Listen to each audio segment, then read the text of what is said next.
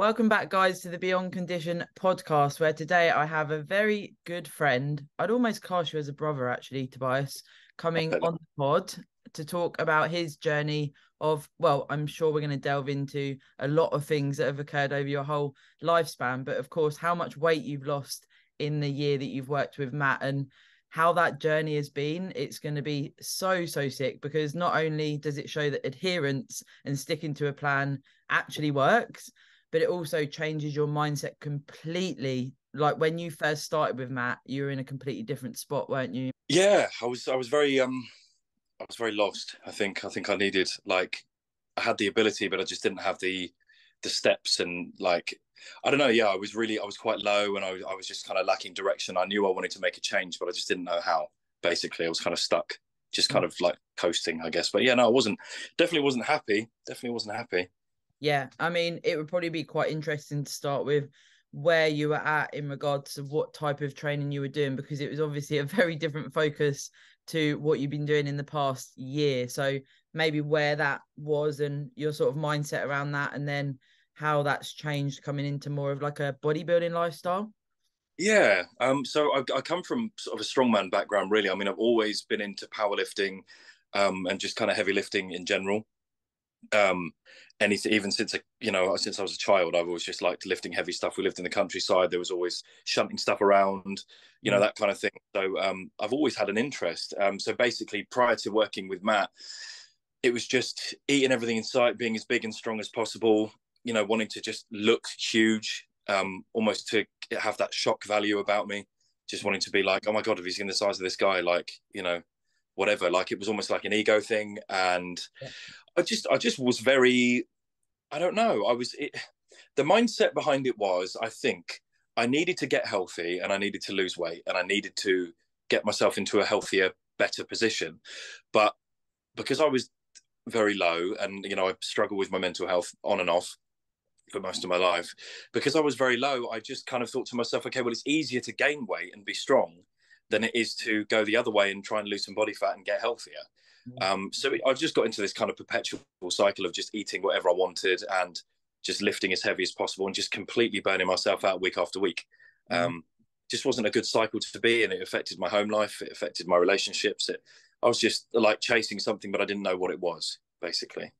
Yeah, for sure. And that's often what a lot of bodybuilders get into this sport for, of course. It's that sort of insecurity inside and not really knowing where to direct yourself. And then suddenly you're unleashed into this where you've got purpose every day because there's boxes to tick, etc. And similar to what you've described there, you're throwing yourself into something to be something, can't you?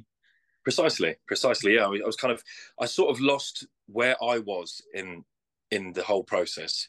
I was just kind of doing what I thought was the right thing to do for me at the time. I don't know. It's funny how life, we go through these cycles, but I didn't really know what I was doing. So therefore, I was just repeating every day. Basically, I just didn't really know what I wanted. Um, Yeah. but then obviously everything changed. Yeah, for sure. And actually, when you started working with Matt, and then I'm not sure how far it in was, but I remember you saying to him about you hadn't realized that maybe sort of like a binge eating type food pattern had happened to you and maybe overtook you without you realizing the relevance of that. And how then when you started the bodybuilding type lifestyle, it was like, okay, so I'm not gonna lean into binge eating anymore. And then you reflect and think, fucking hell, I've almost got a food disorder there, but you didn't actually really maybe know at the time. Yeah, I definitely, like you say, it sort of just occurred to me. It was like a light bulb moment, but I came to realize that I definitely had disordered eating, definitely had this kind of reward system with food, as a lot of people do. But Mm. it got to the point of where it was like, yeah, I mean, I've had a good day, so I reward myself. I'm angry, so I'll eat. I'm sad, so I'll eat. And then I'm sad because I've eaten shit, Yeah. but and that's made me feel like shit and probably got fatter. So then I'm sad again, so I'll eat again. And it just got into this routine of just like almost giving myself excuses by saying, well, I'm a big guy, it's all right, I lift a lot. And then but I genuinely, and I still do, I still struggle every day with this kind of want to just eat shit, and kind of as a way to fill a void. And obviously it's a lot more controlled now. I mean, I don't have refeeds, I eat intuitively. So if there's stuff, I mean, that's where Matt's so great. Obviously, everything is set out very, very clearly.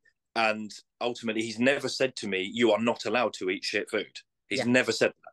It is literally like, okay, if you want to do that, that's cool, but you've got to deal with everything else that comes with it. And the last time I had a blowout and I had a pizza, I'm fully accountable. I put it all into Fitness Pal. I told him that it had happened, and as a result of that, I had an upset GI for 2 days. My physique looked like shit. I was watery. I was sweaty. I just felt horrible. So it's changed now in the sense that I care more about how I feel in my body than I do in my mind when it comes to food. It's recognizing that, yeah, okay, well, maybe I will want to eat those things sometimes, but also it's like, okay, well, what's the trade-off? If you're in a diet phase like I was for the past year, yeah, cool. If you want to have a bowl of cereal or something like that, which is not the worst thing in the world, you want to have that, that's cool. But that's like half your daily carbs gone. Yeah. And you have to, it's only when, things start to get tighter that you have to realize, okay, well, I really need to dial down now. Because cool, yeah, I can have a brownie, but that's 500 calories and that's all your daily fat gone. Yeah, for sure. And this is what I try and sort of promote as well. And I'm sure you're along the same way of thinking that, when you're online or you're speaking to people at the gym or wherever it is, people say, you shouldn't do this. You shouldn't follow a meal plan. You shouldn't track your food. But there's no actual answers beyond that. It's like, this is bad or this is bad or this is bad. But then actually, the tools that you've gained from tracking is education to then make decisions when you do eat more intuitively per se. You can go, okay, so what do I trade here to have this? And you wouldn't know that if you didn't track, of course, would you? Yeah, and I talk to people about this a lot because there's a lot of people who there's a real negative connotation when it comes to tracking weight, tracking calories, all that kind of stuff. People assume that it's a problem, or you're not eating enough, or oh, you can't eat that, you can't have this, you can't have fun, you're boring. There's such a lot of negativity around that, and it's like, the thing is, if you're not tracking, you're not going to have any kind of data to go by. You're not going to be able to actually achieve what you want to achieve. Like, if you're not really tracking everything down to the nail, you're not going to be able to get what you want, because it's impossible to know where you're going wrong unless you're taking note of all the steps you are taking. Yeah. And how do you, without data, Matt's the data king, obviously, and it then rubs off on his clients, because how do you know what's happening? And you are a fine example of your scale weight fluctuates wildly at times, and actually, collecting the data gives you answers, whereas you could step on the scales one day and go, why has my scale weight gone up? But if that's happened reoccurring around certain things, or that if you have a shit night's sleep, it goes up, or things like this, that's from data. And exactly the same with food. And this is where it's a shame when people are sort of scared off to do things like tracking, if they haven't got the right coach behind them, that actually they can get a lot of education from this, right? Yeah, I think that's the thing, is it's an educational tool. And I think people get too hung up on what's acceptable and what isn't for themselves based on society's opinion of it. And the truth of the matter is, if you have got a great coach behind you and you are tracking, it's a safer use model. And like you say, if I didn't have a coach and my body weight fluctuates 7 pounds in a day, which it has done, straight away I'm going to be like, oh my god, I've gained half a fucking stone in a day. What the hell am I going to do? Whereas Matt and I literally had a discussion about this last night, and I was saying about, well, what are we doing with scale weight now? Because I'm reversing out. So what are we expecting? And he said, well, we're not expecting anything. We're using it as a metric to kind of take note of sleep, stress, hydration, food, all that kind of stuff, to kind of see what impact those things have. And it was just like a breath of fresh air, because for me, having dieted for a year and just watching the scale come down and eagerly awaiting the scale to come down even every day, which is unrealistic, it's been very mentally difficult to kind of come out of that. Really hard, even now, like really, really hard. I went off on a right tangent then, didn't I? Jeez. Well, I like that you actually you can tell you're quite passionate about that and what that means to you, because when we combine that with, before bodybuilding, you were pushing up weight and you didn't really give a shit, and that wasn't really a vector, but you were incredibly unhappy. And then, of course, if this wasn't nipped in the bud at this point with scale weight, that would lead to you being unhappy. And I like what you said there about having a good coach, because I really do think there's a lot of merit in, the scale weight is a vector, but if your coach is pushing that on you, and I talk from my own personal experience, it's been quite hard with scale weight being like if in previous preps it would be like if my scale weight didn't go down, my food would be taken or my expenditure would go up, and I haven't really realized till recently that that was so detrimental to me and scale weight relationship. And I think sometimes think that people think that men don't really care about this, but actually they do. Absolutely, massively. um Having the right guidance there is integral to the process if you really want to take it seriously enough, because then you know that you've got someone there who is not only more educated than you in these areas, but also, you know, you've got them for simple things such as reassurance and stuff. You know, you've got all that backup. Because like I said, yeah, without that, I mean, I would have seen that fluctuation, you know, and just gone into meltdown, and then probably wouldn't, you know, I probably would have eaten 1,200 calories a day for the next 3 days to try and shift it, you know. um Yeah, and, yeah. and that's the funny thing about the process. When we first started working together, we ran maintenance for a little while, and I was like, I'm eating more food volume, but my weight's coming down. And it's like when you start doing it properly, like you think you know. And I've done, you know, I've coached with strength and all sorts of stuff for you know 6, 7, 8 years. I've been lifting a long time. I've amassed a huge wealth of knowledge, and even to myself, it's like I wasn't doing enough. And I think what you recognize when you go into a process like this is that you can do more. And if you're not tracking, and if you haven't got a bottle that tells you how much water you're drinking, and you're not tracking your sleep, and you're not getting your vitamins in and all that stuff, you're not getting your steps, you know, the small things that you can do to make a huge difference, you're not going to know what you're truly made of. And you have to really get dialed in if you're serious. And this is what I sort of said to myself. I was like, okay, well, if I'm going to do this, I'm going to go, you know, balls to the wall. I'm going to go in all the way. Like I'm literally going to give myself to Matt and just do, you know, do the do basically. Oh, mate, I absolutely love what you just said there because I've referenced this on the pod before. When you go into a phase like this, or any phase really, it's a case of if you're going to have a coach, the coach basically is your Bible. It's your, this is what you do to get the result you want. And then you do that. And that's always been mindset, my mindset. And, you know, I talk to a lot of people that say, oh, my coach has said do this, and I'm thinking do this instead. And if that relationship is already there, where you're sort of straying away from the plan because you think maybe that you would know better or whatever, you know, for whatever reason is, perhaps that's a question as to, is that the right coach for you? Because if you know what works for you better than your coach, it's like, well, surely there should be that communication there, because, you know, you can go to Matt and say, look, actually, this isn't working for me. I've tried this in the past. Could we sort of amalgamate the two or work together a bit more? Yeah, having that open line of communication and the limitless ability to be able to say whatever is on your mind is a huge part of it, because it is a relationship. It's a relationship like any other kind of relationship. It's, you know, it has its own kind of, you know, way of working, but it is a professional relationship, and you do still have to, yeah, be able to be honest. And if you're with a coach and you can't be honest and say, you know, could we try these sorts of things, you need to look at your situation, because the coach is there to kind of combine, like you say, amalgamate the two, combine what they know and, you know, the safe working model for everything, and combine it with what you like and what you're comfortable with, and then you can kind of work it together. And the longer you work together, the more that these things work synergistically. I mean, Matt and I are at a point now where he can chuck a deload in, and it's almost like he's read my body's full spectrum analysis. Like he knows exactly where to put it. He knows what fluctuations in weight mean based upon the data that I fill in on the sheet every day. You know, we're in such a good place now where we know each other so well, and he knows my body, you know, and he learned my body very quick. I mean, that's another thing. Like he learned the way that my body works and how I respond to things very quickly. And it's just a testament to, you know, his ability to coach successfully. You know, I mean, I've worked with a few coaches, and he is, you know, he's night and day. I've never lasted more than 3 months with a coach, and I've been with Matt for, you know, just over a year. Yeah, well, it is, you know, it's reading you as a person as well. I know that when you both first started out, you mentioned earlier was the strongman and the powerlifting stuff. Maybe that was sort of based on ego and not really realizing your true self, that actually you needed to nurture yourself and have a coach that could do that. And as a man, right, like females as well, but as a man, it's like, I don't need help. I can just push on. And of course, I know that Matt's almost broken you down to that point where you've got a mutual respect and you can confide in each other about things, and that's what it's all about for someone like yourself, rather than someone feeding your ego. It's about understanding you as a person, of course, to get the best from you. Yeah, and I think it was pretty ego driven. I mean, it's anything. I was just big on ego lifting in general. I wanted to have the biggest deadlift. I wanted to have the biggest, squat, whatever.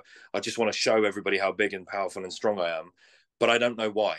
Yeah, Like yeah, I didn't know what it was for, but I just wanted to do it anyway. And I just became, I don't know, I was quite garish, and like I didn't throw it in people's faces, but I just liked having that ability to do that shock value. And then I don't know, I had a kind of like a spiritual awakening, if you like, as time's gone on and things have changed, and I, made this decision to make these changes and kind of clean up my life effectively. Now I'm big on mindfulness. I'm big on self-care. I'm big on, routine and doing the things that are, healthy for your mind and body. I don't consume alcohol anymore. I don't do any drugs. Not that I was never OTT on drugs or anything like that, but alcohol, it was kind of like a comfort thing again. Just loads and loads of things. I've just cleaned up. I don't have any toxic people in my life. I don't have any toxic kind of sources of information.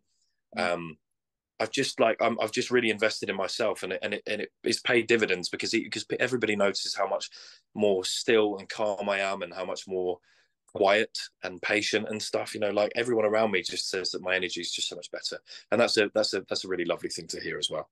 yeah, It's taken a lot. It's hard work. yeah, it is. And am I right in saying that you've got ADHD?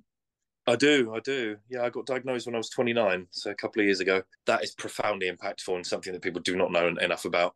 I was reading a study the other day that anxiety and depression can sometimes be misdiagnosed as undiagnosed ADHD, because because you feel emotions so strongly and you have no emotional regulation. These things can, you basically feel things 10 times more than the next person, and your brain moves 10 times faster than the next person. So, pros and cons to it. I mean, you can have a higher intellect and a higher level of perception, but then also that means you have the ability to kind of suffer imagined troubles 24/7 and, run all the odds. I always talk about it like a tree. Like most people's thoughts are just in the trunk of the tree, whereas with mine, it goes up into all the branches and all the leaves and all the different things, and there's infinite possibilities for conversation and thought. Well, like you say, that can be a good thing, but also, I guess, back to when we were talking about things like scale weight and monitoring your own progress, you can be extremely detrimental because your mind's working overtime, isn't it? Yeah, all the time, and it's one thing. You can't just say, okay, well, I've had a bad night's sleep, so my weight's going to be a couple of pounds up. For me, it's just like, okay, well, I'll start thinking about, well, okay, well, days ago when I had that monster and it had some salt in it, maybe it's that, and it becomes like, it just keeps going and going and going and going.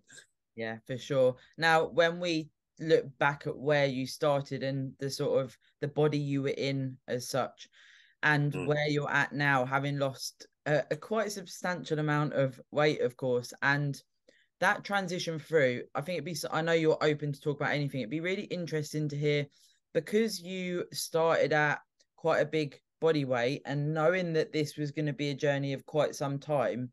Now, a lot of people will start at a body weight and go, fucking hell, a year, 2 years, I can't cope with that. Like, I want this quicker. And that transition of going from a different sport to bodybuilding and then accepting that this is going to be a long period of time. At first, did that put you off, or were you able to just go, no, I'm just going to crack on?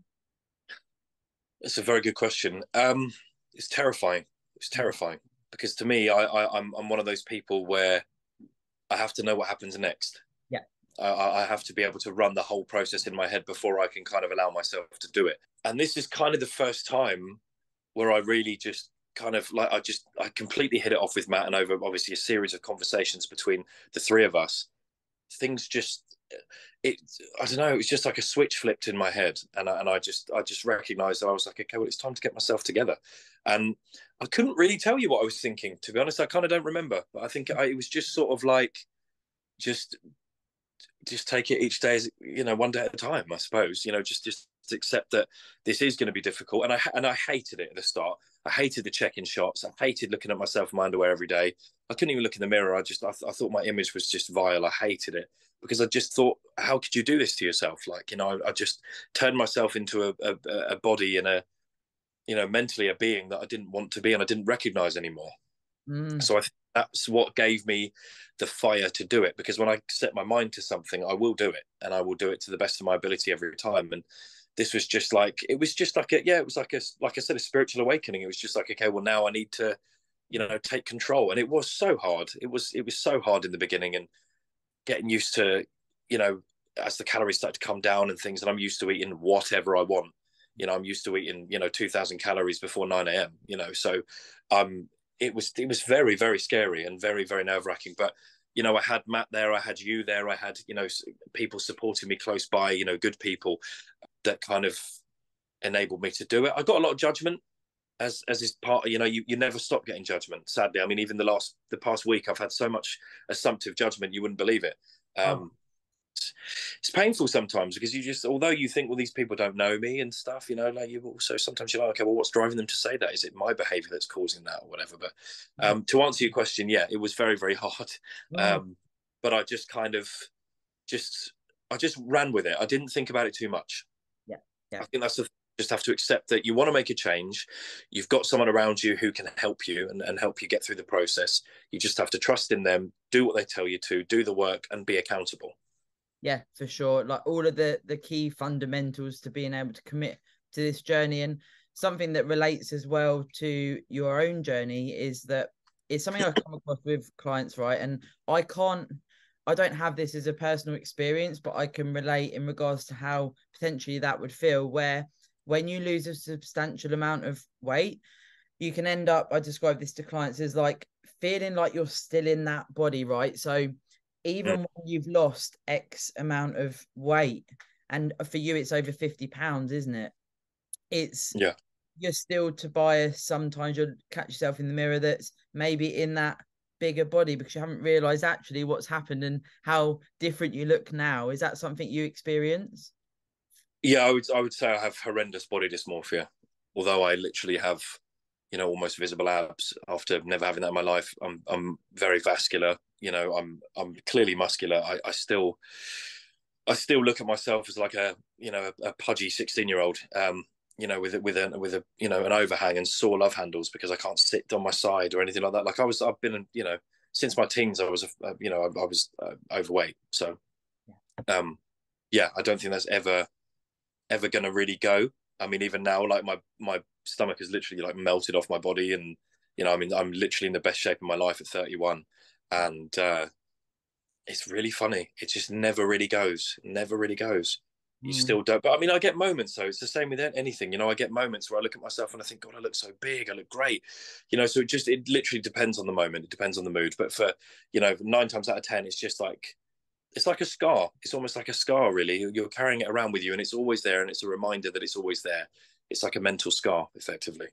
Yeah, and that's where I say, I haven't been at a bigger point per se and lost a lot of weight, but that's where I say I can relate, because it is all this sort of internal talk and what we're exposed to potentially before this bodybuilding journey or during that, those questions that we have in our own mind, that internal talk. And it can really, really, like you say, I love the analogy of a scar, because that's almost like it's like a wound, isn't it? And it's, I guess, with your mindfulness approach now and what you're doing and talking through things with Matt, etc., you're healing those wounds, and potentially that will then get more days where you feel better rather than more days when you feel worse. And it's that acceptance there as well, isn't it?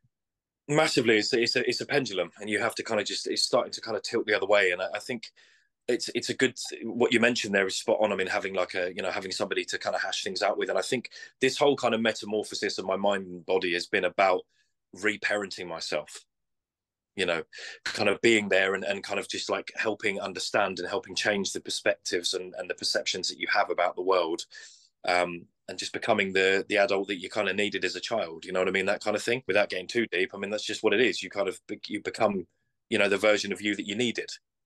Yeah, I mean, we could talk about that today if it's something that you're willing to talk about sort of trauma and potentially some of the things you've been through during your life that actually build a lot of substance to your story and where you are today, even being able to, get through those struggles that you've been through in your life to get to this point, your relationship with your dad, etc., if it's something that you'd be happy to talk about. Yeah, I can skirt about it. I mean, it's he was very difficult. He wasn't the father I needed. He constant comments about my body we're talking from age 6, 7. Yeah. and it was just bodies was very much the theme from the outset. It was always about how you looked. He was completely body obsessed, and he just put it onto me and my younger sister as well. But especially because we were the kind of the chubbier of the four kids, and it was just an obsessive thing, and it was just constantly about weight and just constantly about this and that, and it just created these deep set kind of rules in my mind that I just wasn't good enough. And it wasn't just on a physical standpoint. It just felt like because I was sensitive, I was very emotional, and I felt things very deeply. Again, ADHD, undiagnosed at that point. He hated that. He wanted me to be, an alpha male. He wanted me to be a man, and he wanted me to be strong, and he didn't want me to cry, and men don't cry, and whatever. And it just set me up for failure. Really, it's had negative implications on my life for my entire life. My ego got massive because I basically took up everything that makes you a man in his eyes. I wanted to be big and strong and have a beard and have lots of tattoos and huge muscles and be scary. And I want every man to fear me, and I want every woman to love me because I want to be the ultimate man because my dad said I wasn't good enough. Yeah. And it's only in the past year, really, past 18 months, that I've forgiven him in my mind, and I recognize that I've become a wonderful man and a wonderful father, and I have a positive impact on everybody that I speak to, and I care very much for myself, and I realize that I am a good person, and I have a lot to give people, and people, I recognize the value in my. Oh, hold on a minute. We're all good. I recognize the value now in myself that I never knew I had.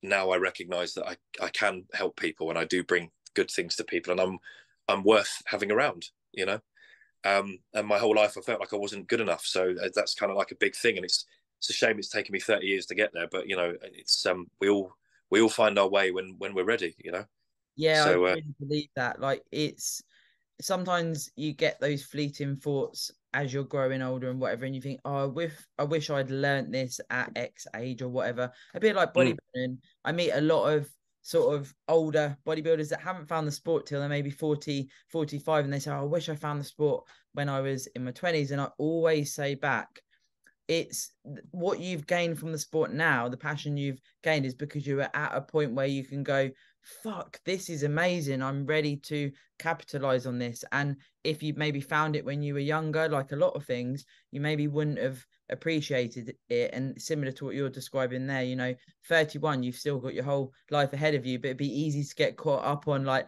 why didn't I have these epiphanies sooner, right? Yeah, I mean, it's funny. I spent all of my 20s trying to figure my brain out. My whole 20s was very anxiety filled, and I just wanted to be liked by everybody. And and again, that goes back to, what my upbringing, what happened. I wanted to be loved by everyone. And if they didn't like me, I couldn't understand why. And it would drive me insane because I'm like, yeah, but I'm a good person. Tell me why you don't like me. And it was just this, and I was just lost. I was very scared, and I just didn't have it. And then when I sort of got to 30, I just kind of breathed, and it was just like, you don't need to be liked by anyone. Who gives a fuck? Like, you're a good person. You have to prove it to anybody. People take you as they are, and if people want to judge you based upon the fact that they don't know you, then that is a problem with themselves. You don't do anything wrong by doing right to everybody that you see, and if you look after yourself and you handle yourself and conduct yourself in a pleasant manner, people can conjure up whatever bullshit they want about you, but it's not true.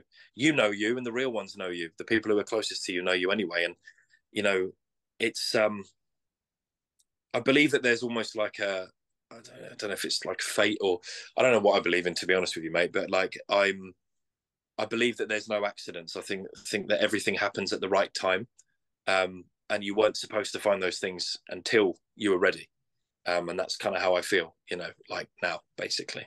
And it's from that mindfulness and practicing gratefulness and things that are available to us all that we can actually go, oh, okay, so what's my situation now? What light can I see in the darkness that sometimes comes over us? Because I know that through this year of working with Matt, he references it a lot in his stories with regards to yourself. You've had every reason to not continue, but then you've made reasons to continue. And I think that's very similar to excuses, right? Like, we can all make excuses not to do something, or we can make excuses to fucking do it. And everyone will face challenges in life, and I'm never gonna bad talk or smack talk someone that's going through something really, really bad, but there is there's moments in your day where you can do things to nurture yourself and be able to be stronger for the people around you or for whatever situation you face. If you can be true to yourself and still have that almost self-respect that comes from this journey, which is often seen as selfish, but Yeah. if you don't look after yourself, it's very hard to look after everyone else, of course.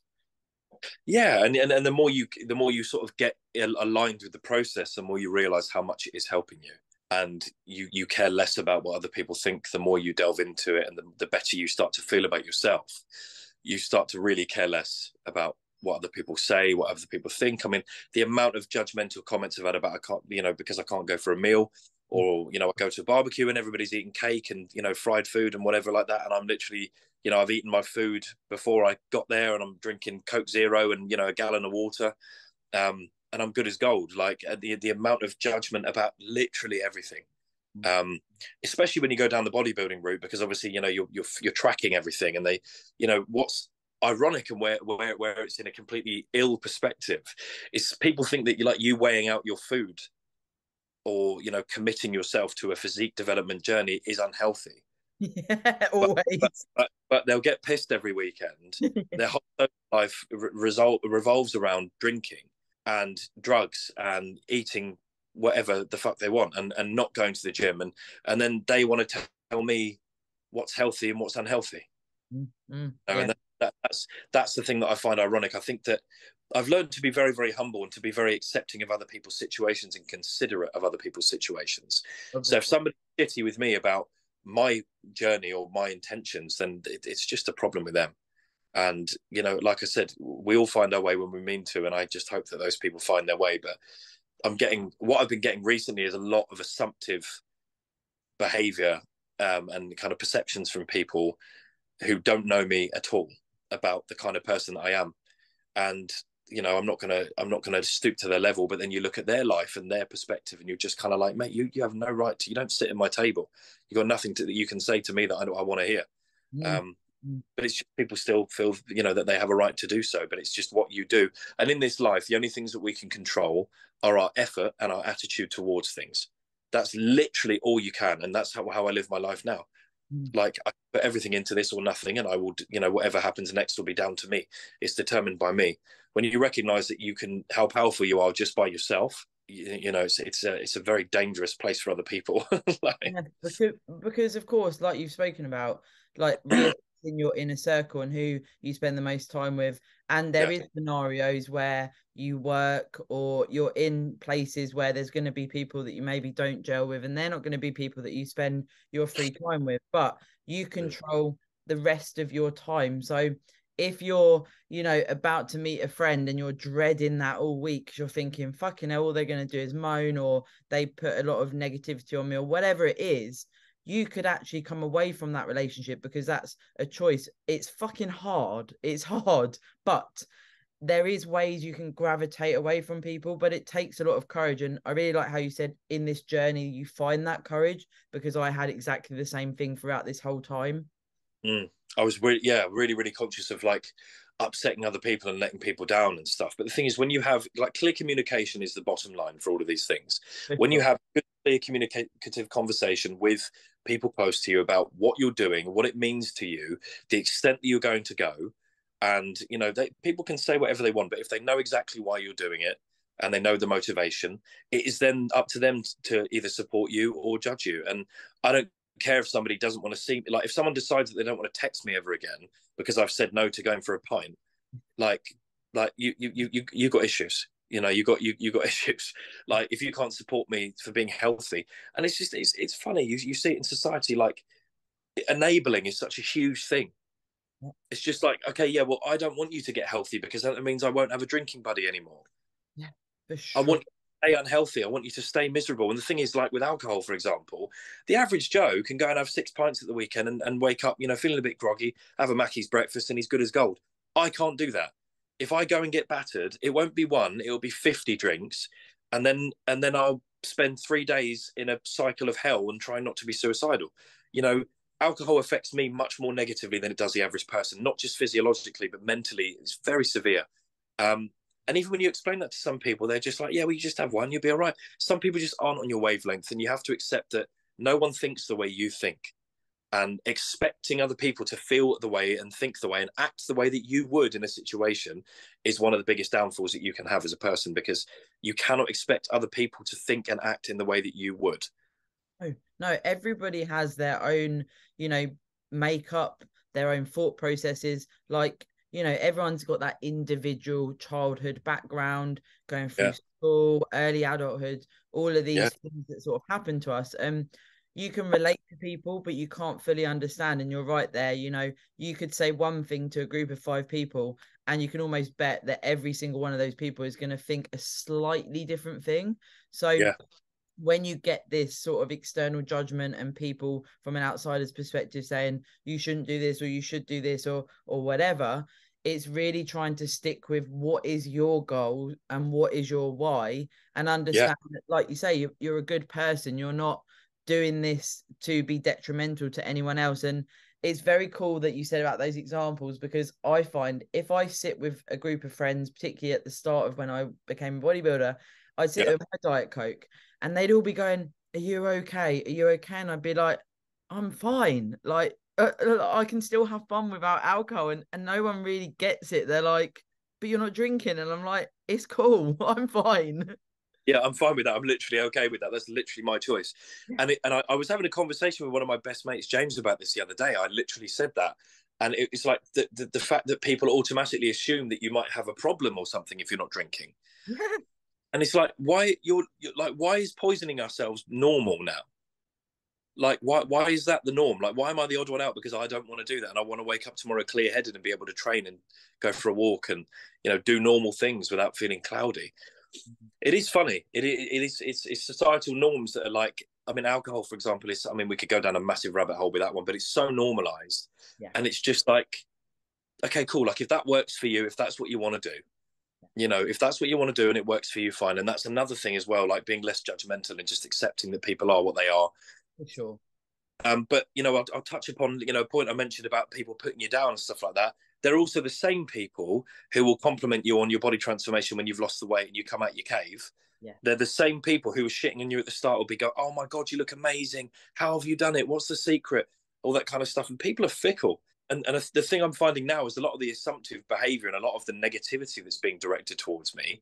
It's only a couple of people, but it's from people who are jealous. It's people who want to do what I've done, but they don't have the discipline to be able to do it, and they're not ready yet. Yeah, and And that's a very good point. They're not ready yet. like, I can help them with that. We can have conversations about it, but like, because I've done the dirt, I've done the hard stuff. You want to shit on me because you don't have it in you to complete what I have. Like, it's just such a backwards thing. Like, I'm very championing behavior. I support people. Like, I had a conversation with someone last week, and she was saying about that she started doing intermittent fasting and she'd lost some weight, and I said, "Oh, that's fantastic." I said, "How are you getting on? Like, if it's working for you, how are you getting on?" I said, "Oh, I've done that in the past." She said, "I've lost about 12 kilos." I said, "That's amazing." I said, "Well done." I said, "How are you finding it? How's your mind? How's that kind of stuff?" And I was just like, "Yeah, I've been on a bit of a journey myself and blah blah blah blah blah." And then later on, the following day, I hear that she says I'm a know-it-all. She says I'm arrogant. She says I'm this and that. It's like, we had the nicest conversation. Like, where the hell have you got all that from? And then I thought, well, this person has met me for 5 minutes, and they've just got me all wrong. And it's hard, isn't it, when you're trying to be a good person? Exactly. And I was really lovely. I was really polite, and really, really nice and literally genuinely supportive. And it makes you worry when you go through situations like this, because then you start thinking, fucking hell, am I? Like, Yeah. am I? And then all the real people around you will go, "No, you're not. It's just one bad person. Like, it doesn't matter." I think just allowing yourself credit and just knowing that you are a good person is and you're valid. Like, the idea of, like, that example you gave about you're going to see someone all week and you're dreading it, you're dreading it. I wouldn't even sweat that now. I'd just be like, "I'm not seeing you. Sorry, I'm busy." I stopped explaining myself to people. That was a huge one. It's such a It's drain. Yeah, it's worrying how much people feel the need to explain things to people. With me now, it is, I'm not going to do that because I don't want to. And I think it is hard, obviously, when you first start this way of living, of thinking, Yeah, because people around you can get really butthurt very easily. But then what you got to realize is, if this is causing you a lot of distress, and like we spoke about, it's been draining for a week because you're having to meet this person, you think, Yeah. what am I actually getting from this relationship? And you can try and help people, like you say, you described there, talking through with someone and they've got the completely wrong end of the stick. You can try and help some people, and then you realize you cannot save everyone, but you've got to save yourself and understand where your life is going, rather than hanging around with people that are, I always say, aren't serving you. That sounds a little bit elitist, but it's not, because what are you It's not. gaining from that? Yeah, I mean, I think you're absolutely on the money with that, and especially coming from my background where my entire life has been about trying to get people to love me and want me. All I've ever done is set myself on fire to keep other people warm.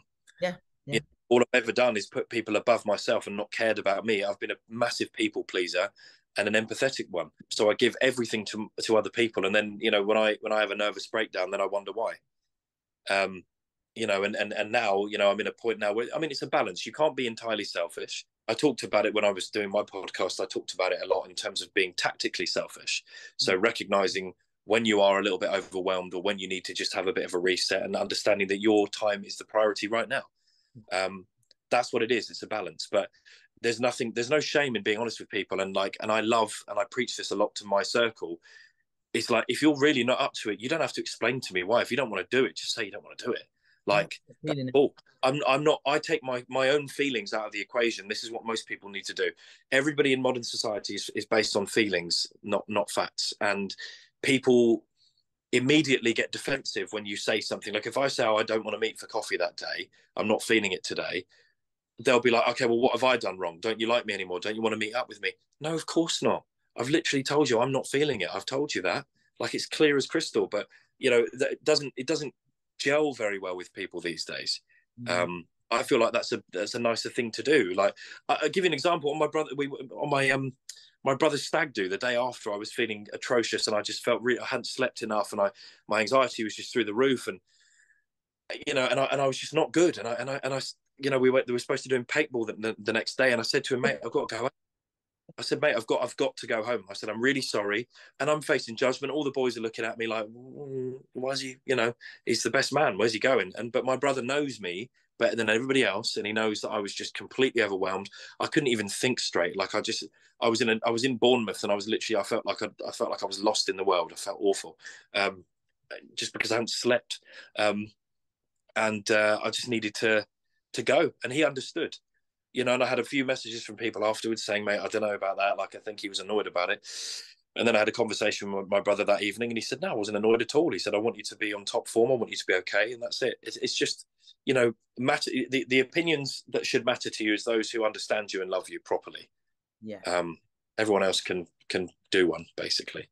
Yeah. And it does take a level of that self-awareness as to, like we talk about people serving you and who you want to have in your inner circle.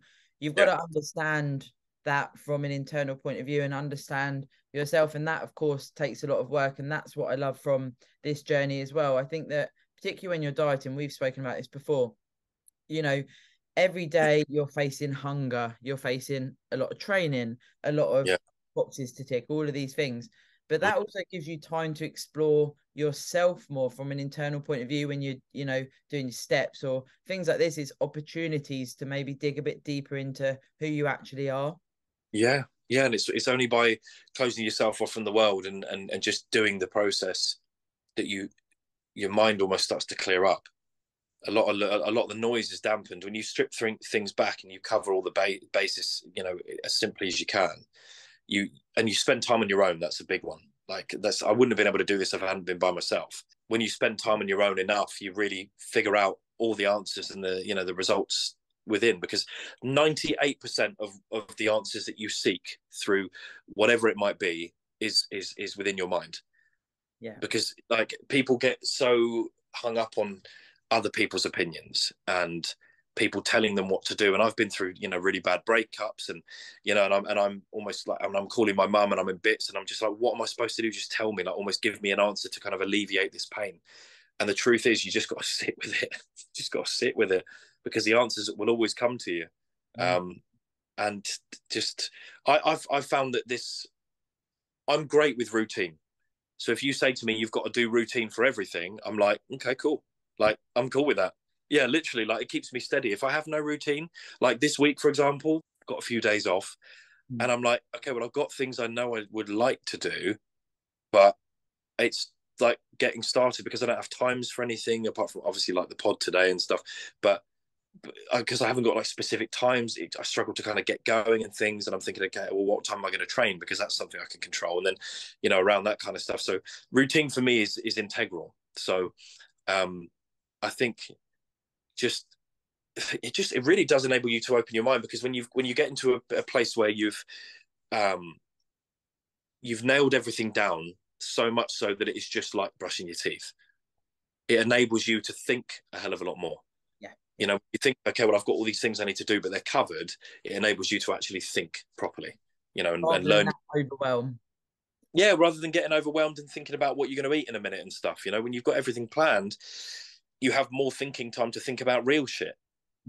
Yeah, for sure. And of course, working with a coach on this journey and the dieting and whatever, when you're able to project this, like I say this to all my clients, please project onto me and lean on me as much as possible to try and install this structure, but also make this as easy as possible. And I think probably from your point of view as well, when you're used to like, oh, I'm going to go to the gym and lift fucking heavy, I'm going to send myself into a hole, to then go, oh, I can enjoy this bodybuilding journey. It doesn't need to be like absolute hell all the time. I don't need to be running around. You can work with someone to get that structure nailed, and then, make changes when you need to, be a bit more flexible if you need to with travel, things like this. But being able to confide and have that back and forth is so useful to just install this like foundational structure and lifestyle, of course. Yeah. And especially coming from someone like with ADHD, you kind of need a life PA. Yeah. You kind of someone to kind of help you stay on target. And Matt is just the positive impact that he's had on my life, and not just from a bodybuilding perspective, just in general, just in terms of like life management, it's completely priceless. It's And valuable. it is super sick as well, because what's been really cool about your personal journey is actually throughout that year you've been dieting for, you've only actually had to make, is it 3 calorie adjustments? Yeah, it was only 3. Yeah, so feeding back into your structure and what you like to do and build your routine, that actually by sticking to the plan over a long period of time, you've been able to install a structure where you haven't had to keep fucking around and changing things. It's like, okay, there's a calorie drop, we move on for X amount of months before we need to change that. And again, it feeds into your ability to go, okay, I'm going to see the bigger picture here, rather than I want to do a 12-week kill myself diet. You've had that mindset shift into it being a lifestyle, which I think is massive for bodybuilding, of course. Yeah, I think you just have to accept that you don't know it all. That's such a good point, mate. Yeah, you literally have to accept that you don't know it all, and you can't. And sometimes there is someone who's smarter than you at something, or has more, knowledge at something, and they can help. And this is the point. It's just holding your hands up and going, okay, well, I need to learn. And I say this to people who join the gym. I do consultations with people every day, and I'm just like, anything that's worthwhile, you have to be willing to look stupid a little bit at the beginning while you're working it all out. And that's fine. We all go through it, whether or not it's like, a kid learning to ride a bike, to a 50-year-old taking evening classes for some sort of MBA. You just, there is no, you can't discriminate yourself when it comes to learning a new thing. It's a part of the process to be a little bit clumsy and figure it all out, but you have to rely on the resources that you have. So in this instance, I have a coach. I've got good people around me who understand the journey and how important this is to me. I mean, even my mother, like if we, like obviously now it's just so normal, but she'll, if there's going to be a do or anything like that, she's like, okay, are you going to eat before you come, or is there anything you want me to get, plain chicken or anything like that, or do you want to go for coffee, or where's that place that you like the coffee that you can have that doesn't upset your stomach? But it's stuff like that. It just becomes normal. Like the people who care, you just fit in, you just get it. And at the end of the day, it is a very, very hard process, but if you plan it enough and you prepare enough, then you're the only route is going to be success. And especially with the timing element of it, you have to just understand that this is a long process. Yeah. Sure. I get so many people who join the gym that I work at, and they say, I want to reduce my thighs only, and I want to do it in 3 weeks. Do you And have I'm some just like, magic pills? yeah, literally. Do you want to? Have you got any DMP on hand? Because that's the only way.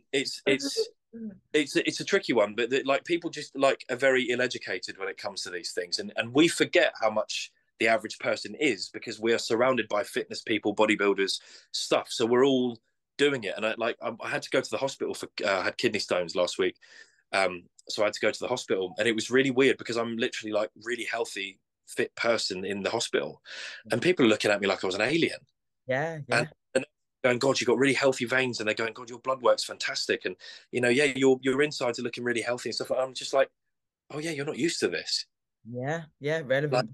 and I was talking to a bodybuilder mate of mine, and I said it's just funny because we're used to being around fit and healthy and big muscular people, like it's just the norm. And then when you go out into the normal world, especially in a hospital where there's sick people, um, everyone's looking at you like you. It was quite a nice thing actually. It was quite nice to kind of like when I took my trousers off for the CT scan, and the woman's going, God, you got big legs, and I was just like, oh, thanks. And this is like like a 48-year-old nurse, and I'm literally like the first compliment I've ever had in my life. It was just really nice, and you just forget, don't you, because we were in that environment.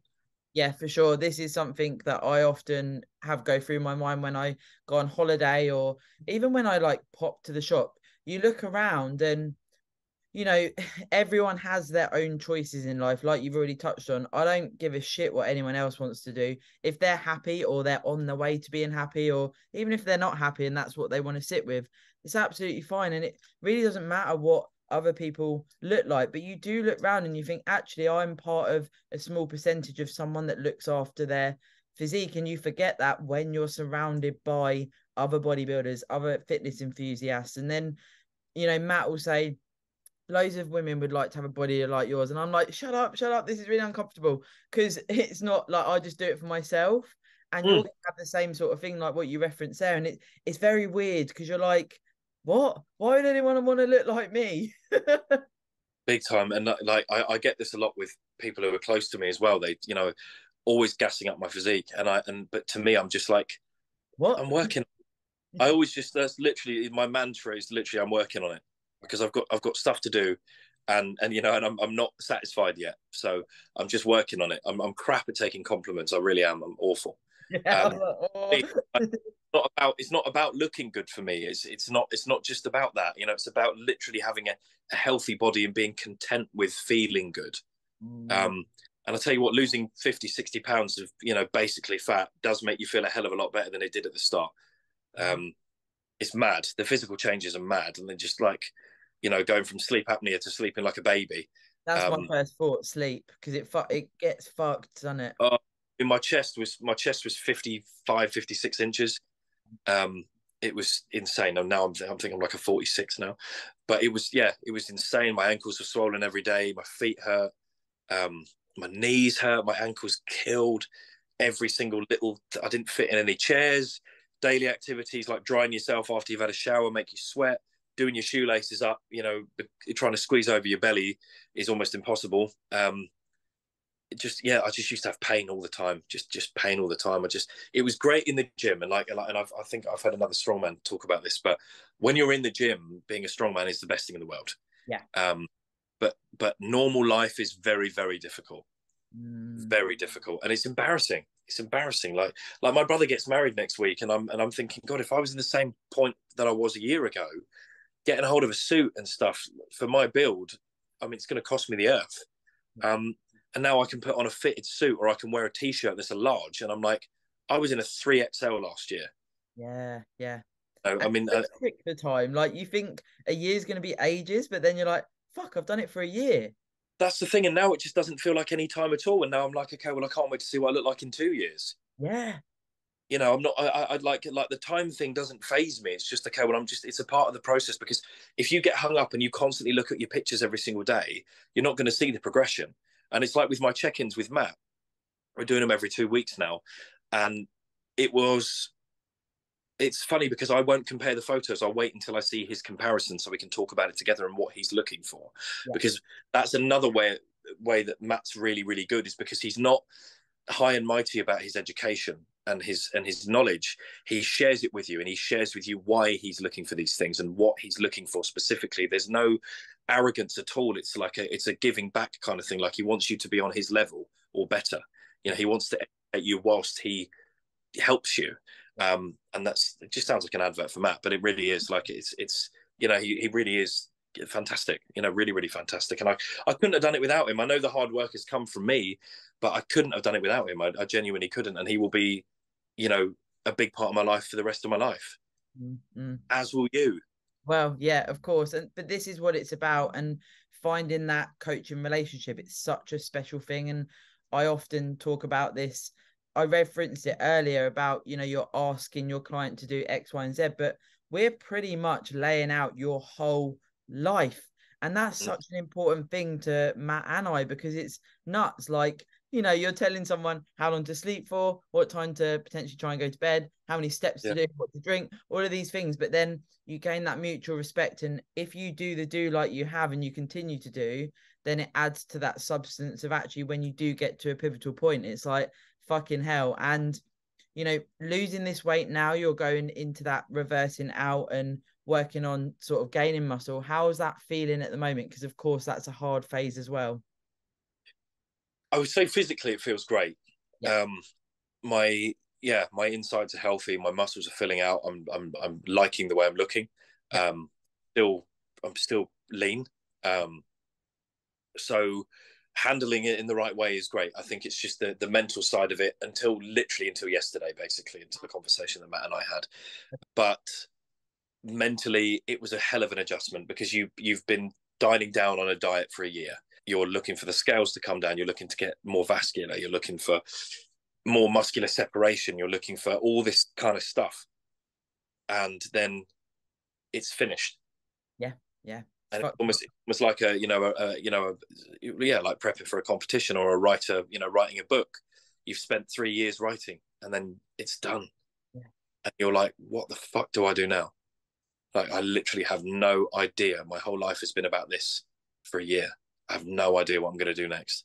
And it has made me kind of fall off a little bit. I won't say in a negative way, but it has rocked the boat mentally for sure, because I'm like, well, yeah, what am I going to do? What do I really want? And it brings you to that next point where you're kind of on a stairway and you're like, okay, well, am I going to step in this direction, or am I going to go up? Am I going to go down? Am I going to, like, you're just trying to figure out, you're almost at a crossroads. Yeah. That's probably a better analogy, but it's, you combine that with a couple of other changes, like a good friend of mine moved away.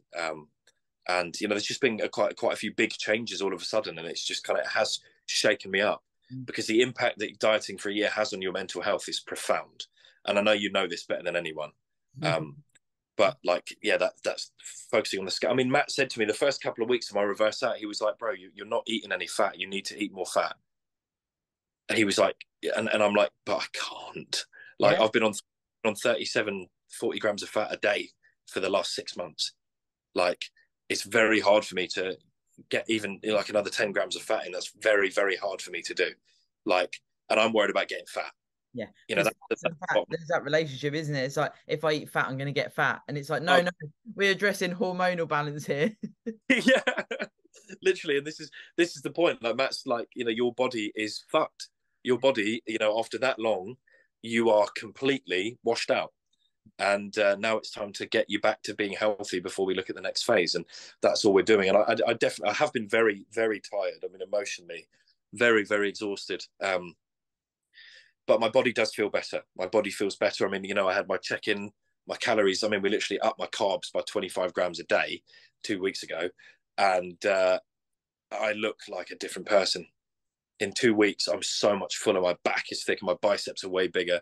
My legs look bigger, like everything. And it's just like like that tiny little detail. But that's the thing, when you've got someone who is, as much of a wizard as he is, and, getting it completely nailed in, you just have to kind of trust. And right now, more than ever, I've had to remind myself, just trust the process. Like, it's so cliche, but yeah, but like, you don't necessarily know where you are right now, but that's okay. That's also okay. And I talk about this a lot as well, that like about having the answers. The answers will always come to you. What you're supposed to be doing will always come to you. What's right for you will always come to you.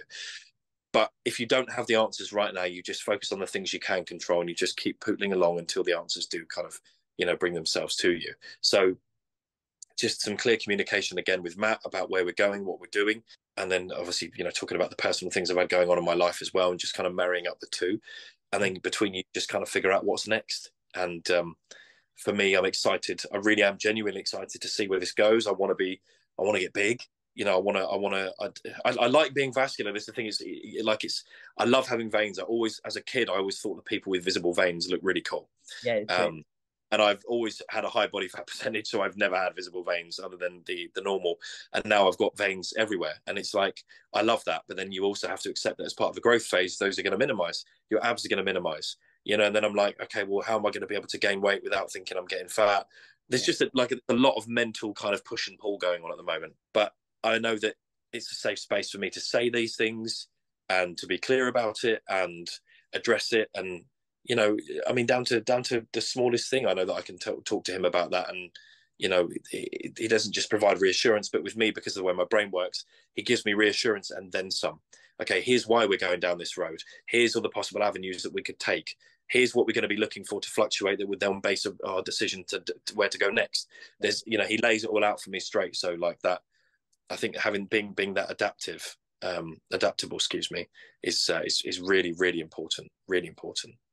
Because like you described there, striving for that leaner body weight and the weight going down, the body changing for that whole process of a diet, and then to come out of that is tough. And something that I remember that Matt mentioned was that you were able to sit on the beach and take your top off, which is something that you'd only ever dreamt of doing. And there's really cool moments like that you then know that it's going to be, you're going to head for different things, and you don't want to almost let those monumental things go to a certain degree, if you know what I mean. It's like, well, can I still take my top off on the beach now? And actually, I think sometimes when you experience it for the first time, you can then have that confidence to do it again, maybe be a bit more, objective when you look at your own check-in shots, things like this, and have that body confidence that you can still get when you're growing as well, when you're doing it in the right way. Yeah, I mean that was a big day. I was with my son and I was comfortable, and this is the thing. It was a beautiful day and I was boiling and I had a black t-shirt on like I always do.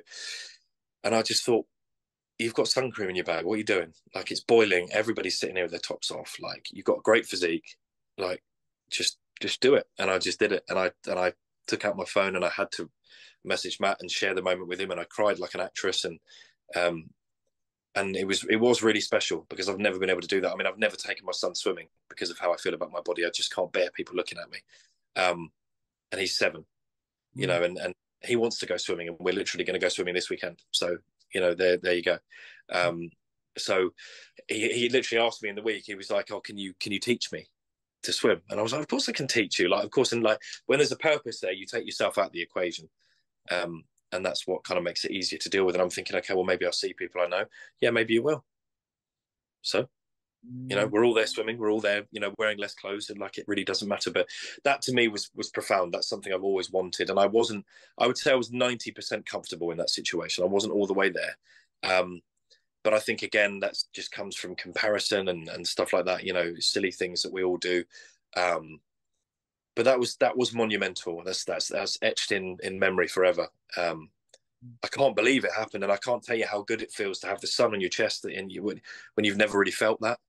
Because I mean, my body dysmorphia has been so bad. I mean, I would wear a vest under all my clothes.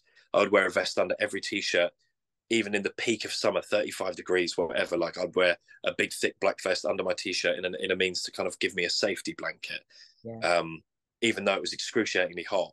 I wouldn't go to anything that involved the beach. I wouldn't go to anything that involved swimming. Like, I just wouldn't do anything because I didn't want to be laughed at. And the thing is, unfortunately, other things happen, that then cause you to kind of fall more deeper into yourself. It's only when you realize that you're doing something that's brilliant for you that you can kind of brush those things off. But I mean, I used to have people film me on the treadmill running when I was obese, because they thought it was funny. So, people are cruel, but you have to, you just understand that, okay, well, I'll show them. And, now they're all messaging me and kissing my ass because I look like a bodybuilder. Yeah, it makes me want to cry, mate. It's terrible, what people go through in life from the projection of other people thinking it's funny and whatever else. But you actually mentioned it earlier, like suicidal thoughts. Now that's fucking serious and it's big. And this is what I find from this journey, what people can do when they have access to this and they apply themselves. Like, look at what you've just described there. Like, that's no way to live, but you're so scared to step out your comfort zone and do something like take a check-in shot or, you know, do that sort of thing to start the journey. It can be very, very hard to take that first step. But then sitting here a year later going, I took my top off and those people are messaging me because I look like a bodybuilder. It's fucking epic, mate. Yeah, it's come full circle. And the thing is, I don't feel satisfied by that. You know, like it's not for me. It's not about getting back at those people. I don't hold malice towards anybody. I don't. You know, I can't live life like that because if you're angry with someone, or you hold grudges against someone, it's only hurting you by holding it. For sure. But for me, I'm almost like there's a small part of me that, you know, in confidence, it's just like, yeah, you can see where I'm at now. Like, you know, I know you feel bad. I know you feel bad. I know you must feel something. And even if they don't give a fuck, like I like it doesn't. I'm not doing this for anybody else. I did it for myself. All I know is I've added years and years onto my life, which means I can spend more time with my son. And look That's at what example you're setting for your son. Another thing that people can get from this journey, you know, rather than be rewarded with food as a child or, you know, get into these bad patterns of what the reward system is from a young age, but actually making memories with your parents, seeing them eat a good, diverse diet. That's not saying never have a takeaway with your child. Of course, we do these things, we make memories and we go to restaurants or whatever. But if they can see that you're following structure, good food variety, things like this, being active, that's going to help them look up to you and maybe replicate some of that, of course. yeah. And I mean, he's very interested in the gym, you know, as a result, and that's not a bad thing at all. I always thought that was a terrible thing because my dad used to kind of like encourage me to lift weights even when I was like 7, 8 years old, and it just wasn't good for me because there was no like control with it either. It became like a kind of forcing you to do it kind of thing. Yeah, of course, yeah, I have to be manly at all costs, and I find that Lucius is just more. I don't know. He just likes the journey with me. I think. I mean, he asks me what I'm eating and can he have it, and he's like, "Oh, is there protein in that? Is that why I can't have that?" Or you know, like simple thing. And I mean, he said to me the other day, and it blew my mind. And I'm going to try not to get upset when I say it.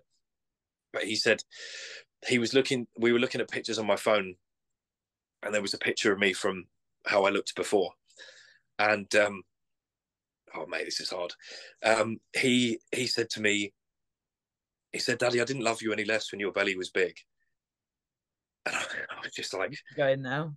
like, why didn't my dad say that? It's like, you know, it's just mental. It's absolutely mind blowing. Um, but yeah, I think at the end of the day, yeah, I've created a healthy life, and that is basically that then translates and has a domino effect, a ripple effect on every other aspect. You know, it means that I'm going to be a better friend. I'm going to be more, you know, I'm much more composed and content and happy in myself. Jesus Christ, man, I sort myself out. Yeah, but it's this type of thing that you can't, it's hard to put words, it's a feeling, isn't it? And this is where, you know, when you get a lot of smack talk about going down this route and what everyone else thinks, it when you have this emotion attached to it and what you've there got from your son and what you're doing, fuck anyone else, to be honest. You know what I mean? Yeah. The thing is, I've never had an easy life. Yeah. I've had a hard life from the absolute outset. It's never been easy. It's never ever. I've never had a break, and I'm not special for that. I mean, most people haven't had an easy life, but it's what you do with it. You know, I can decide to follow in my dad's footsteps, and you know, be an alcoholic and be, you know, physically abusive to people and mentally abusive to people. I could follow in those footsteps, or I could have the presence of mind to recognize that I'm not my father and I'm not anybody else and I'm me. And it's what you decide to do next. You can take what's happened to you and you can be bitter and you can be angry at the world and you can blame everyone and you can be entitled and say, well, I don't deserve this. Why? Instead, you just need to try and practice acceptance and understand that what's happened to you is terrible, but it has happened. And what you can do now is so much more important because you have the power to reshape what happens next. you're the author of your own book. You can decide what happens in the next chapter. And it's and difficulty, does nurture courage. Pain nurtures courage. Sure. Because only when you're put under that kind of level of pain where you understand what you're made of and how you realize. I said this to someone the other week. I said a life without pain would be absolutely futile. Yeah. Because how are you supposed to learn anything about yourself if nothing bad ever happens? Yeah, and it is in discomfort we grow.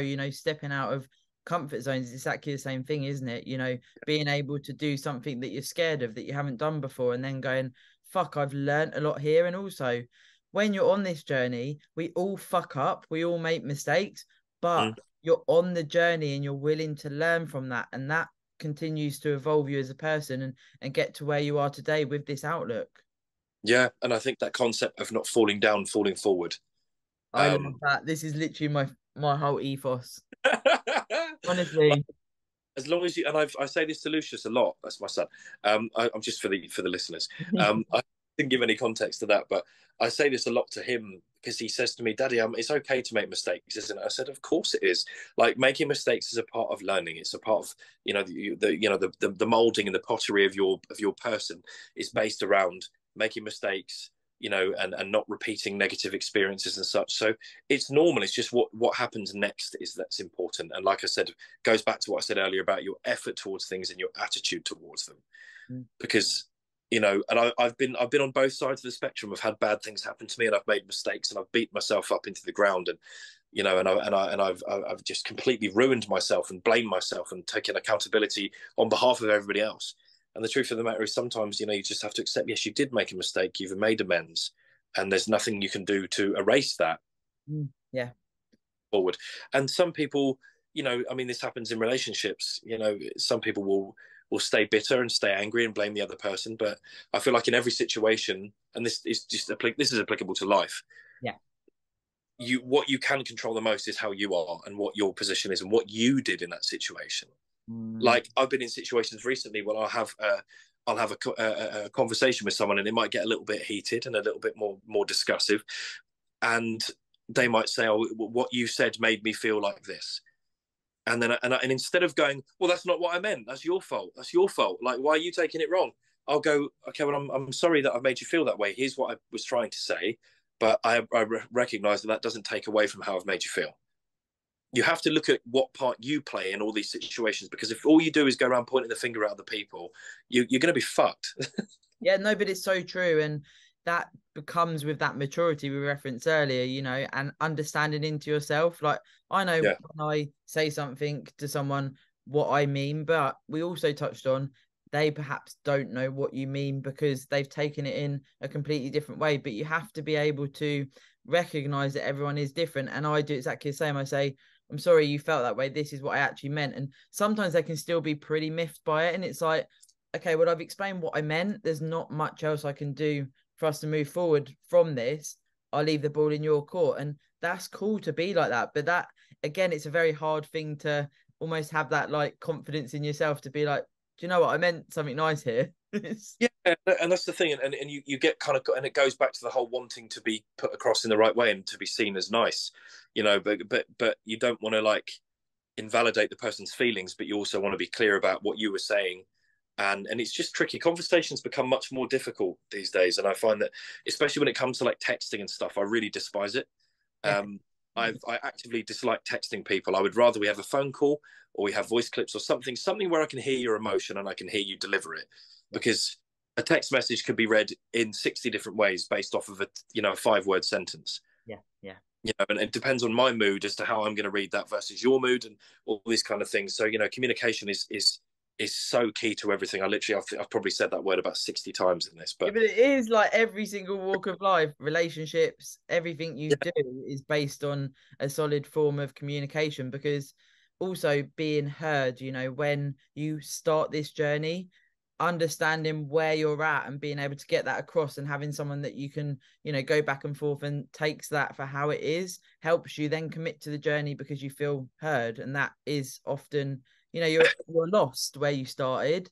You're like, what do I do? Where do I start? How do I even get into this journey? And it's that port of call to go, okay, I can be vulnerable here, and then I can be heard, and then I can achieve what you have, like it's fucking insane. Nearly 60 pounds. Thank you. So I'm fucking cool. working on it. I think yeah, being heard is a huge thing. It's a huge thing, because sometimes, and I've been at this point, and this is what I say in, in any kind of relationships now. Like if somebody's having a rough time, I say to them, okay, well, would you like a solution, or do you want me to just listen to you? Yeah. And that, I promise you, will, anybody listening who's in a relationship or anything like that, guys, if you've said the wrong thing and you've pissed her off, or vice versa, or anything like that, if the reason that men and women butt heads a lot and stuff like that, and in a lot of different relationships, is sometimes people just need to be heard without judgment, without anything. They just need a big cushion to lay on, and that you're that cushion. They just need to be allowed to get out all their feelings without judgment, without a rebuttal, without any kind of feedback. You just need to be allowed to just go, ugh, and then afterwards it's just like opening a valve. It's just releasing the pressure, and then you can close that valve and everything's fine. It's when you try and offer solutions, sometimes that can muddy the waters, and then you can end up butting heads, because it's I read a book about it. Men are from Mars, women are from Venus, and it says obviously men are fixers and they want to fix things. So when a woman comes to them with problems and she just wants you to validate her feelings, whereas you want to go, well, here's what you can do, and then she's going, yeah, I don't want a solution right now. I just want you to listen to what I'm saying. I don't need you to fix it. And it's just interesting, and I apply that to kind of every kind of situation now, because sometimes people just need a rant. And the way that I'm in such a good place with those who I love and those I'm close with, that I can text one of my friends and say, mate, I really need to just clear my head. Do you have space for me? Yeah. And it's recognizing other people's boundaries as well, and boundary setting within yourself. That is a fundamental thing with these types of things. Being clear about how you are with these things, because I get it at work. People, you work in a gym, you just expect that you work in a gym, but every person that walks in that door, they know that I'm personable, and they will come and they will just dump their entire life on me. Negative, negative, negative, negative. And sometimes it's positive, but oftentimes it's negative. And sometimes I just don't have it. And there was a guy that this was always happening. It became like therapy. And I just said to him at one point, I said, mate, I don't have the energy for you today. I'm sorry. And he got really, really offended by that. And I was just like, respectfully, I've had these conversations with you, half an hour here, half an hour there, pretty much every day for the last couple of weeks. I've told you how I feel about it and what you can do. And that's about it, really. I mean, if you want to pay me for my time, I'm more than happy to do that. I'm qualified to do that. But other than that, you can't pour from an empty cup. Yeah, for sure. This is such a good saying, because you get that analogy as well, and you can see the cup. Like if you're always pouring and then you're empty, bit like what we said earlier, when you're in your strongman position, it's like you were so self-detrimental, your cup's gonna be completely empty, and then you're at that tipping point all the time because you haven't got the energies there. Oh no, I was completely fucked. I was my CNS, my poor nervous system. I was just like, not just from the heavy training, but like the stress, just everything. I just wasn't happy in my life. I wasn't in a well functioning relationship. I was surrounded by, not the right energy, in friend stuff. My direction was kind of skewed. I didn't have clarity on what my why was. I was very depressed. I was putting negative food and drink into my body, which was then obviously affecting my mind as well. I just wasn't looking after myself, and that switch just flicked, and everything changed. And now I'm sitting here a lot wiser, a lot healthier, and I would say happier, but I'm not really sure. I never really say that I'm like outrageously happy, because I'm always working on something, but I'm certainly content. I'm content, which is something that I don't think I've ever really talked about or said. So that's something. Well, what a way to wrap up our pod today. Like just having that reflection there to go, oh, well, I actually feel quite content, because that, Actually, all right. yeah, it's a light bulb moment in itself. It's like, oh, Yeah. this is closer to maybe getting that internal happiness that, of course, is available, but we have to work on it. Now, if anyone listens and they want to follow your journey, of course, or anyone wants to reach out, because this does happen sometimes when I have guests on, is Instagram the best place? Yeah, Insta's always the best for me. Yeah. Which of your profiles, because you've got like 3, haven't you? No, I know. So the best one, it's Tobias Stone. So Tobias Stone, like a rock, _strength. That's sort of my primary one. I do have another one for my like media and music kind of stuff, but that's my main one. Yeah. So Tobias Stone _strength. Thank you. And also, we just have to have a shout out to your talents in the music world. Now, Tobias has got a YouTube channel, and I'm not even just blowing smoke. He is a sick singer. And of course, if you search his name on YouTube, there's a library of songs that he's created. And Matt and I often listen to them when we are in the field. So get over to that as well, of course. He's going to find that incredibly awkward because he can't take compliments. Mate, well, No, this is why we get on so well. We're like, don't. like, okay, how do I get out of this meeting now? Like, Yeah. Thank you for your time today. I am incredibly grateful for this episode, and I know people are going to love it. So thank you, my G. Thank you so much for having me. I really, I'm just, yeah, I was bowled over when you asked me. So I'm very, very, very grateful. Thank you. I love you to bits. What a vibe. I love you. Bye So bye.